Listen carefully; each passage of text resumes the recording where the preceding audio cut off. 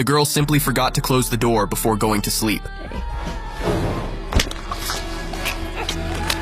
What happened next left her with no time to react. In the blink of an eye, she was tied up by 3 kidnappers. They quickly threw her into the trunk and slammed the car door shut. Once they finished, the kidnappers hurriedly took off their masks. To their surprise, the 3 kidnappers were none other than the girl's closest friends. It turned out that today was Liz's birthday. To surprise her, the 3 had carefully planned this kidnapping. But what was supposed to be a fun prank had spiraled into an irreversible mess. Soon, they stopped the car, eager to give Liz the big surprise. The leader even lifted a camera to capture the moment. But when they opened the trunk, they froze in shock. Liz was already lying in the trunk, breathless. The 3 girls were paralyzed with fear, realizing their surprise had turned into a horrific tragedy. It turned out that they had forgotten to remove the cue ball from Liz's mouth, which had caused this tragic outcome. But now that it had happened, the leader, as the backbone of the group, quickly calmed down. She decided that no one could know about this. The most important thing was to pretend everything was normal and continue with school. They would deal with the body after school. The second girl thought this plan was too cruel, especially since Liz was their closest friend. But seeing there was no better option, she reluctantly went along with the leader's plan. The leader took out her phone and called the school,